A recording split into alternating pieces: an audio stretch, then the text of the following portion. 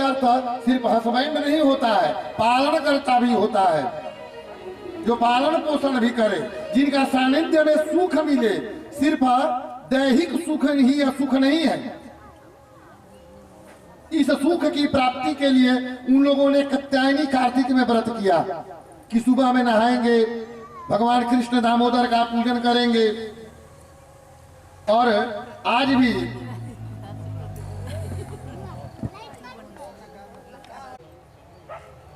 गोपियां जो है ये व्रत प्रारंभ करती है।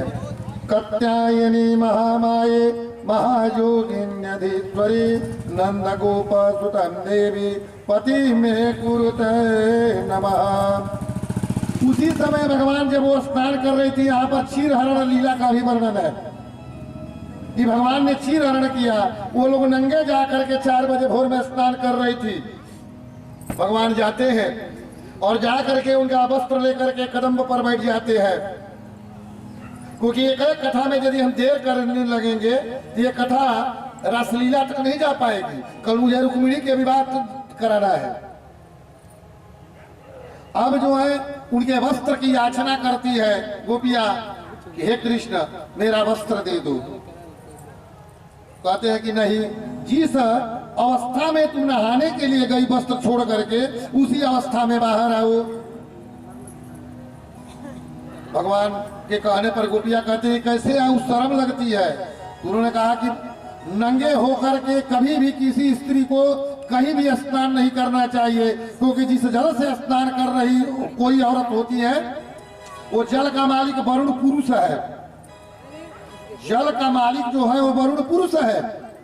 इसलिए नंगे स्नान तुम लोगों ने क्यों की? फिर हाथ जोड़ती हैं, क्षमा प्रार्थी करती हैं, तो भगवान उनका वस्त्र लौटाते हैं। आगे एक बार दही मथ रही थी यशोदा, क्योंकि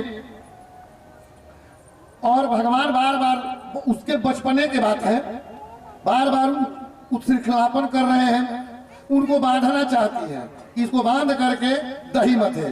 कब? एकदा एकदा गृहदासेषु यशोदानंद गेहनी कर्मांतर नियुक्तासु निर्मन्तं स्वदं दधि यानि जानि हि गीतानि तद्बाल चरितानि च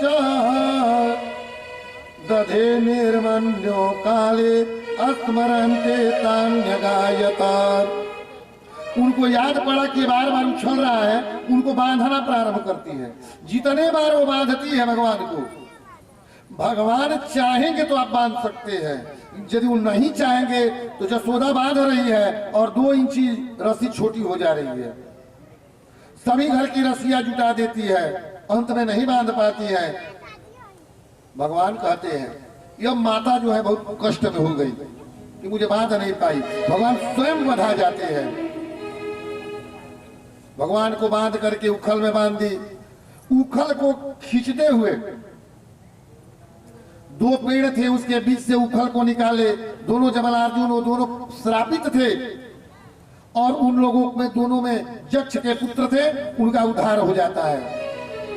मैया दौड़ करके आती है और उखल को खोल करके हटाती है। इसी तरह आगासुर बाकासुर बहुत से राक्षसों का उद्धार करते हुए अब अपने पिताजी के साथ नंद बाबा के साथ वो गाय चराने के लिए जाते हैं, क्योंकि कथा को मुझे बहुत आगे ले जाना है। वहां पर राधा जी से उनका भेंट होता है, क्योंकि राधा जी के जो पिताजी हैं वो वृषभान जी, वृषभान जी और नंद बाबा दोनों मित्र थे। बरसाने की वो रहने वाली थी, वहीं पर लेकर के और चले जाते हैं, परिचय कराते हैं। भागवत के अनुसार राधा जी का विवाह नहीं हुआ है कृष्ण के साथ, लेकिन प्रेम है। वही गर्ग संहिता कहता है कि दोनों का ब्रह्मा जी ने विवाह भी कराया, कृष्ण और राधा का। श्री राधे जी सुखदेव जी की गुरु है, गुरु मानते हैं, इसलिए कभी राधे शब्द का उपयोग नहीं किए हैं। सुखदेव जी अपने मुख से। दोनों का भेंट होता है, दोनों का मिलन के बाद वो दोनों आनंद करने लगते हैं, इधर उधर जंगल में इतः ततः इधर उधर घूमते हुए आनंदित कर रहे हैं। आगा कथा शरद पूर्णिमा के समय आती है। मैं कथा को आगे ले जा रहा हूँ। इसी बीच जंगल में ही कालिया नाग का उद्धार किए, जो श्रापित था और गरुड़ के डर से आकर के इस तालाब में छिपा था। जमुना जी का पानी उस तालाब में छिपा था। भगवान उनको भी उद्धार करते हैं और कहते हैं कि जा करके तुम समुद्र में निवास करो, गरुड़ जी तुम्हारा कुछ नहीं बिगाड़ेंगे। आगे कथा रास की तरफ जा गई। रास का अर्थ क्या है? रसो वैसह, जो सिर्फ ही रस है उसको रास कहते हैं। शरद की पूर्णिमा आ जाती है, कुवार की पूर्णमासी। 1 महीना तक रसलीला चला था, 2 महीने तक। आश्विन मास के शुक्ल पक्ष के पूर्णिमा के दिन प्रारंभ हुआ। उस समय सभी लोग गए, राधा भी गई, सभी लोग दिव्य अलौकिक का दृश्य का दर्शन कर रहे हैं। उस समय गोपी और कृष्ण का मिलन नहीं है, वो ब्रह्म और जीव का मिलन है। ब्रह्म और जीव जब मिलता है तो देखने वाले देवलोक भी पुष्पांजलि फूल बरसाते हैं। छोटी निगाह, छोटी बुद्धि, कम ज्ञान वाले इसको इधर उधर अर्थों में लेकर के चले जाते हैं, लेकिन ये ब्रह्म और जीव का मिलन है। उसमें भी आता है, वेणु गीत आता है, रास पंचमी आता है। इसी प्रकार से उसमें बहुत से भाग हैं। 5 अध्यायों में रासलीला का, रास का वर्णन है, जो महारास कुवार में की पूर्णिमा को भगवान रचाए थे। सभी लोग जुट जाते हैं, गोपियां आ जाती हैं। भगवान की बांसुरी की आवाज सुन करके जितने भी कोई पति की सेवा कर रही है छोड़कर चली जाती है। और कभी कभी भगवान अंतर्ध्यान हो जाते हैं तो गोपियां रोने लगती है, छटपटाने लगती है। यही प्रेम है। प्रेम में, मिलन में खुशी होता है, लेकिन जब बिछुड़न होता है तो बड़ा कष्ट होता है। उसी प्रकार से जब जीव ब्रह्म से मिलता है तो एक प्रकार की खुशी होती है, लेकिन जब बिछुड़ता है, कहते कि जो हम जीव है ये क्या है? ईश्वर अंश जीवय विनाशी, हम ईश्वर के अंश है और अंशी कौन है? परमात्मा है। जैसे पानी है, पानी का को आप कितना भी ऊपर फेंकिए वो जाएगा कहाँ? नीचे, क्योंकि जल का बड़ा स्रोत नीचे है तो अपने अपने बड़े स्रोत में मिलना चाहता है। आग की ज्वाला को आप कितना भी ठंडा करिए, दबाइए, उसकी ज्वाला हमेशा ऊपर जाएगी, क्योंकि अग्नि का बड़ा स्रोत सूर्य है, वो सूर्य में मिलना चाहता है, अग्निदेव। और जल वरुण देव हमेशा नीचे की तरफ जा करके पाताल लोक में मिलना चाहते हैं। उसी प्रकार जीव भगवान नारायण का अंश है, हमेशा परमात्मा से मिलना चाहता है, लेकिन पिछले जन्म का पाप उसको मिलने से मना करता है। ए तू कहाँ जाओगे अहंकार बस, उसके यहाँ कथा सुनने जाएंगे? ये उनका दोष नहीं है, ये उनके पूर्व जन्म का पाप है जो कथा में आने से रुकता होगा। पापियों के भी धन दौलत सब हो जाते हैं, प्रचुर मात्रा में धन दौलत होता है, उनको क्या नहीं मिलता है? संत समागम हरि कथा अतुलसी दुर्लभ दोय, अरे दारा सुतयरु लक्ष्मी पापी के भी होए। अरे लक्ष्मी और पत्नी पुत्र तो पापी को भी हो जाता है, उनको क्या नहीं होता है? तुलसी बाबा कहते हैं कि संत समागम हरि कथा, विद्वानों, ज्ञानियों, साधुओं, सज्जनों का संग नहीं मिलेगा, इसके अलावा सब कुछ मिलेगा। इससे वो पुण्यात्मा नहीं हुआ, वो दुरात्मा हुआ, क्योंकि संत समागम हरि कथा और तुलसी दुर्लभ दो, ये दोनों दुर्लभ चीज है। और दारा सुत और लक्ष्मी पापी के भी हुए। जब ब्रह्म से मिलन के बाद विछड़न होता है किसी से आप बहुत प्रेम करते हैं और प्रेम का दिन बहुत जल्दी जल्दी बीतता है, समय बहुत जल्दी बीतती है। बीतता तो उतना ही है जितना दुख में बीतता है, लेकिन प्रेम वाला समय मालूम पड़ता कि बहुत जल्दी बीत गया और कष्ट वाला बीतता ही नहीं है। अब जो है वहीं पर गोपियां लगती है रोने, जब भगवान अपने आप को थोड़े देर के लिए हटाते हैं उस रसलीला से।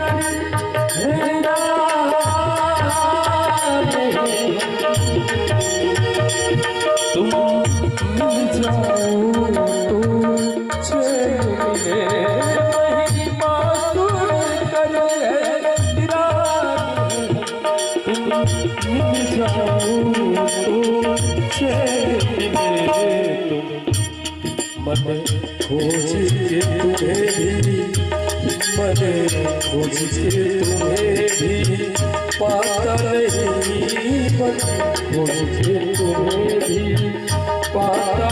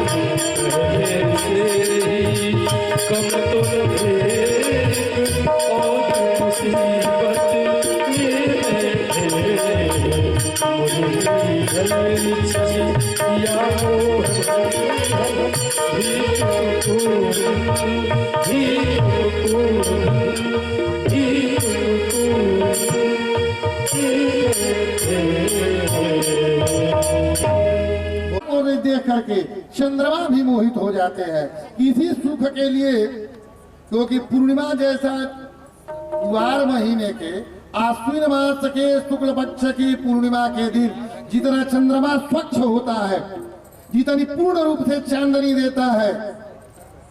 अरे हम लोग भी कहते हैं कि कुआर के पूर्णवासी को खीर बना करके रखा जाए, उसमें अमृत की वर्षा होगी। वही उसी रात चंद्रमा पूर्ण प्रकाशित होता है, क्योंकि भगवान को इंतजार कर रहे थे कि हे प्रभु, आपने सूर्य वंश को प्रकाशित किया रामावतार में, तो आप कृष्ण जन्म में आए हैं तो चंद्र वंश में आप आए हैं, और कृष्ण जन्म में मैं अपना पूर्ण प्रकाश आपके ऊपर छोड़ रहा हूं। कृष्णस्तु यौवनं दृष्ट्वा निशे चंद्रमासो वना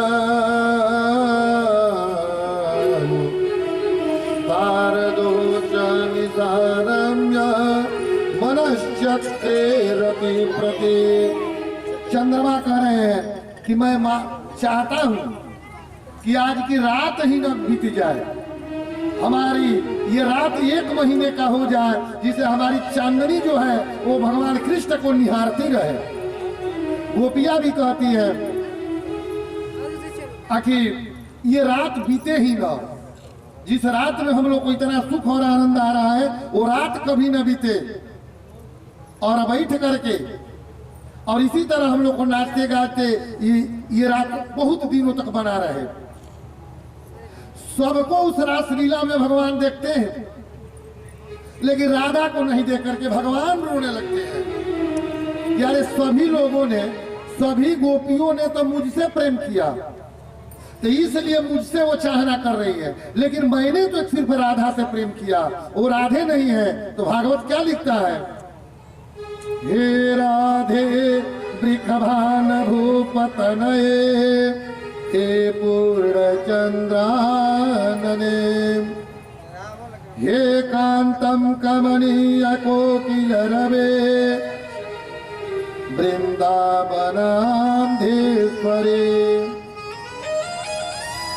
हे मत्प्राण परायणे च सुभगे, हे सर्वयूथेश्वरे, आगत्सत्वरितं तमत्र विपने, मादीनमाने तदो। वो राधा को खोज रहे हैं, जितनी भी गोपियां जुटी हुई है सब कृष्ण को खोज रही है, लेकिन कृष्ण जो है वो राधा को खोज रहे हैं। इसलिए श्लोक में कहते इसका अर्थ होता है, हे राधे तुम इतना प्रेम लगा करके हमसे दूर जाने के बारे में कैसे सोच ली? तुम कहाँ हो? जब तक तुम नहीं आओगी तो इस गोपियों से हमको मतलब नहीं है, क्योंकि ये गोपियां तो मुझे खोज रही है और मेरी निगाहें तुम्हें खोज रही है। और भागवत में दसम स्कंध में 29 श्लोक से लेकर के 33 श्लोक तक रास पंचमी ये पंच जो श्लोक है वो रास पंचमी अध्याय कहते हैं। तो पर भी राधा नहीं आती है। राधे कहती है कि मैं नहीं जाऊंगी, इतना जल्दी तुम बुलाए और चली जाऊंगी तो मेरी महत्ता कम हो जाएगी, इसलिए राधा अपने आप को दूर करती है। फिर दूसरा श्लोक कहते हैं भगवान, हे राधे वृषभान भूपतनये, गांधर्व के मोहिने, हे कृष्णानन पंकजं भ्रमरिके, प्राण प्रिय माधवी, हे वृंदावन नागरी गुणनिधे, दामोदर प्रेयते, हे श्री ललितादिकं प्रियतमे, प्राणाधिके पाहि माम्। हे मेरी प्राणेश्वरी, यदि तुम इस रास मंडल में नहीं आओगी तो मैं रास नहीं रचाऊंगा और सभी गोपियां रोने लगेगी, इसका दुख कष्ट और पाप तुमको ही लगेगा। फिर राधा जी कहती है कि मैं भी नहीं आऊंगी, क्योंकि 5 अध्याय जो है वो रास का ही वर्णन है, जो भागवत का हृदय दसम स्कंद है और दसम स्कंद का हृदय वो 5 अध्याय है जिसमें भगवान रास रचा रहे हैं। फिर कहते हैं कि हे श्याम सुंदर, हे कृष्ण, मैं तुम्हारे नजर के सामने नहीं आऊंगी, क्योंकि जो वस्तु बहुत जल्दी प्राप्त हो जाती है उस वस्तु की महत्ता कम हो जाती है। जितना जल्दी जो वस्तु प्राप्त होगी उसकी महत्ता कम होती जाएगी, और जो जितने कष्ट इंतजार के बाद प्राप्त होगी उसके प्रति उतना ही आसक्ति रहेगी। और यदि जल्दी से प्राप्त हो जाती है उस वस्तु से विरक्ति हो जाती है, ये इसमें क्या रखा है, ये तो बहुत आसानी से मिल गया। लेकिन जो जितना तड़पा करके, जितना आग्रह करके प्राप्त होगा उतना ही आनंददायक है। राधा जी कहती है कि तीसरे श्लोक में भी कि मैं नहीं आऊंगी तुम्हारे पास, मैं नहीं आऊंगी, तो कहते हैं कि गोपियों का रोने का आंसू का दोष तुम्हारे ऊपर ही लगेगा। कहती है कि कुछ भी हो जाए मैं नहीं आऊंगी। फिर कहते हैं कि हे श्याम सुभगे स्वभावे चपले, चित्रे विशाखे प्रिये, हे चंद्रावली श्याममले च ललिते, हे तुंगभद्रे रमे, हे भद्रे सुखदे च जैपकलते, हे स्वर्ण रेखे स्वभे अनन्य मम वल्लभा ब्रज परे तास्तूर्ण मागच्छत। हे राधे, अरे जितने भी यहाँ पर सुंदरियां पड़ी है उनका नाम के रूप में कहते हैं कि विशाखा, चित्रा, श्यामलता, ललिता, तुंगभद्रे, सभी लोग तुम्हारा इंतजार कर रही हैं, अभी तो आकर के दर्शन दो। फिर कहती है 5वें श्लोक में, भगवान पिताम्रात्रे शरदो फूल मल्लिका वीक्षरन्तु मनश्चक्रे योगमायामुपस्थिता योगमायामुपस्थिता। जोगमाया को बुला करके कहते हैं भगवान नारायण कृष्ण, हे जोगमाया, ये बात राधा के यहाँ पहुंचा दो, क्योंकि तो लक्ष्मी के अवतार है। वो इतना दिक्कत क्यों कर रही है? जब जीव ब्रह्म से मिलना चाहता है तो लक्ष्मी का को नहीं रोकना चाहिए, क्योंकि रास में जो गोपियां आई है वो जीव ब्रह्म से मिलना चाहती है। तो पर भी राधा जी नहीं जाती है। वो कहती है, आकाशवाणी होती है और कहती है, ये संदेशा दे देती है भगवान के नारायण के यहाँ कि मैं नहीं आऊंगी, क्योंकि तुमने पहले क्यों नहीं बताया? मुझसे पूछ करके गोपियों को तुमने क्यों नहीं बुलाया? यदि मुझसे पूछ करके बुलाते तो मुझे तुम्हारे ऊपर संदेह नहीं होता। मेरी वैल्यू आपने कम कर दिया। मुझसे पूछ करके यदि इनको बुलाते तो मुझे कष्ट नहीं होता, लेकिन तुमने मुझे मेरे से बिना पूछे बुलाया है, इसलिए मैं नहीं आऊंगी। फिर हाथ जोड़ करके कहते हैं अंतिम में कि हे राधे वृषभान भूपतनये गांधर्व के मोहिनी, हे कृष्णानन पंकजम भ्रमर के प्राणा प्रिय माधवे। अरे मैं यदि एक कमल हूं तो तुम भ्रमर हो, और इस कमल पर सिर्फ तुम्हारा अधिकार है, इन गोपियों के शरीर पर अधिकार है, लेकिन दिल पर, मन पर, इस कमल रूपी मन की भौरा तुम ही हो, और तुम ही इस पर राज करोगी, तुम ही इस पर विराजमान रहोगी। गोपियों को आने दो। इससे क्या होता है? ये रासलीला का वर्णन इतना बृहद और सुंदर ढंग से है 5 अध्यायों में ही, कि जिसको सुन करके ही मोक्ष हो जाता है। भगवान के जीव और ब्रह्म के मिलन के लीला को सुन करके ही जीव का मोक्ष हो जाता है। इसलिए फिर जो है राधा जी जब आ जाती है, जब थोड़ा सा बांसुरी की तान छेड़ते हैं, बांसुरी की आवाज आने लगती है, थोड़ा सा नृत्य होता है, उसके बाद अब कृष्ण गायब हो जाते हैं।